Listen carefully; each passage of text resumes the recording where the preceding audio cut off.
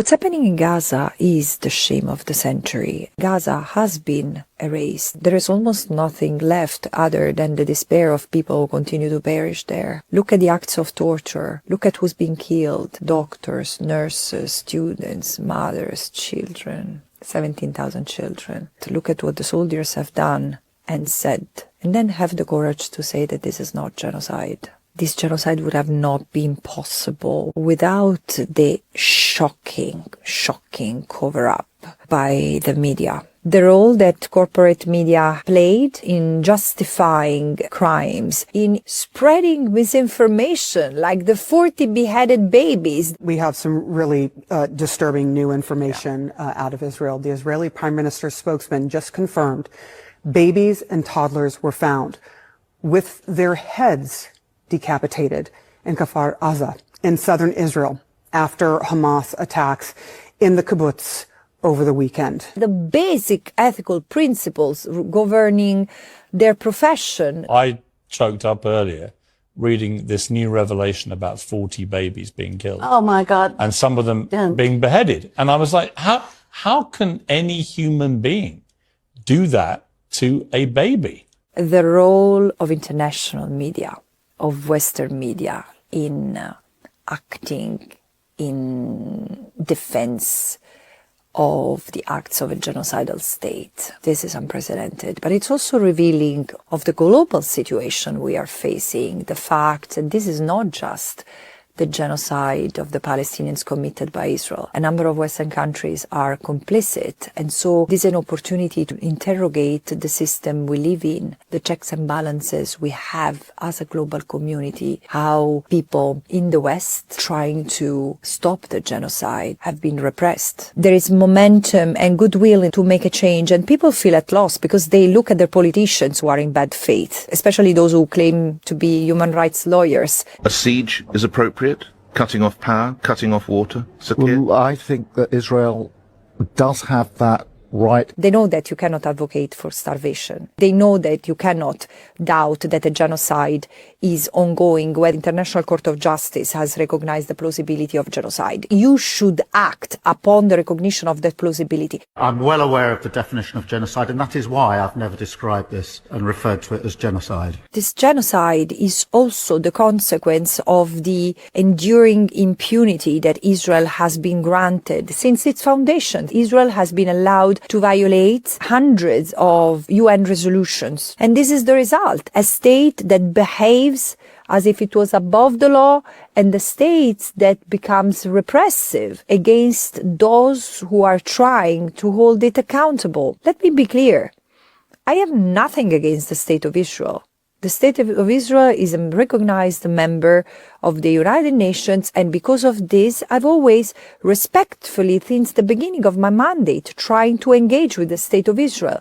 However, I cannot tolerate that the only modus operandi and the only way of existing of the state is by dispossessing, oppressing, and repressing another people. If the only way of Israel to exist is by being an apartheid state, well, we have a problem here. And this is where the conflict is. And Israel could be led by Buddhists, atheists, Muslim, Christians. It wouldn't change. The problem is not with the religious underpinning that Israel maintains. It's with the abhorrent human rights records that Israel has. This protracted impunity of Israel, including in the face of clearly war crimes, crimes against humanity, and plausibly genocide. In the face of all this, what remains of the international legal system? So we are at a critical juncture.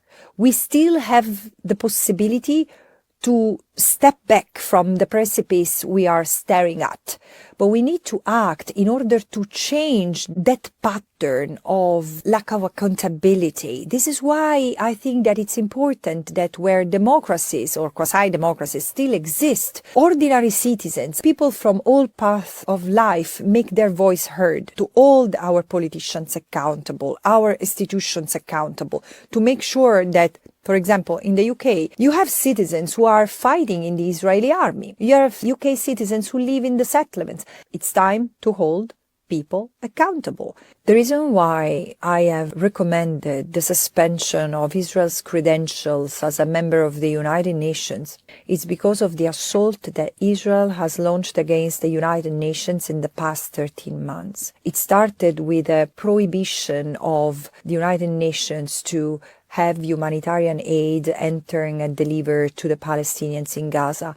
And then it continued with the assault on UN premises in Gaza. 70% of them have been severely damaged. 237 UN staff members have been killed in Gaza alone. UN peacekeepers have been attacked, and they continue to be attacked in Lebanon. And there has been an entire smear campaign against the United Nations, starting with UNRWA, and then the Secretary General who's been declared persona non grata, together with myself, and the General Assembly, and the Human Rights Council, the International Criminal Court. Every one of us has been accused either of being anti-Semite or supporting terrorism, or both.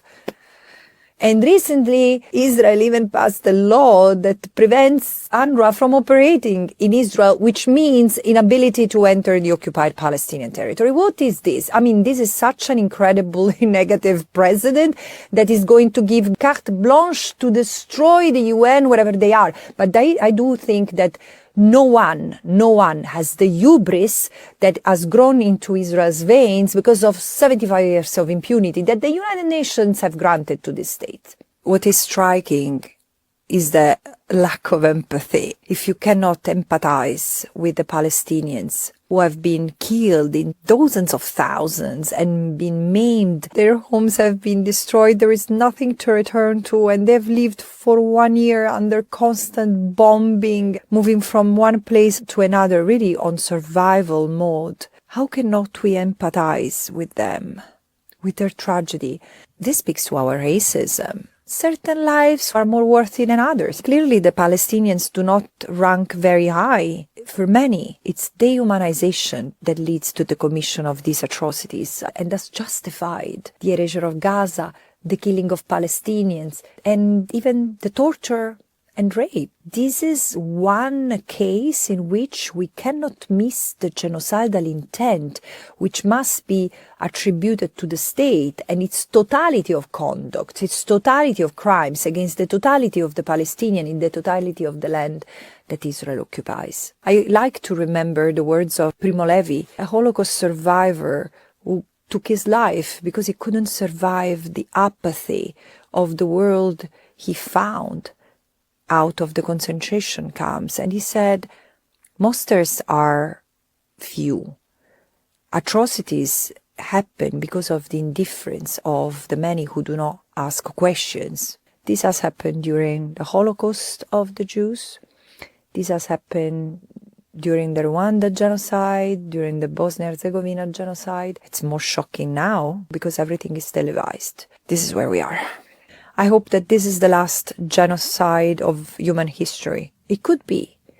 If we were only able to understand the critical juncture we are at, to take this moment as an opportunity to learn from the past, to see the past into the present, to understand the warning that was given by Holocaust survivors.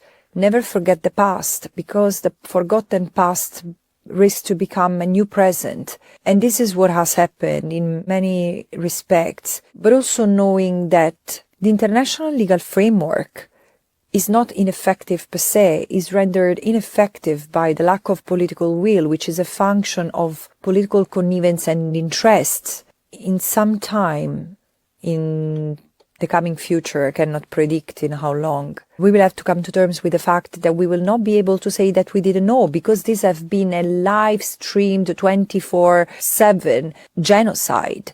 We knew in real time what was happening, why it was happening, the excuses that were made by the media and politicians in Israel and beyond across the West. We will have to come to terms with our own conscience. And I think there will be a lot of regrets. But because of that, I say, let's act now to stop the genocide. Look, Hadn't it been for independent media, including in the West, particularly in the West, in fact, we wouldn't know much about what's happening in the occupied Palestinian territory. And so God bless you. And I hope that you will have more and more supporters.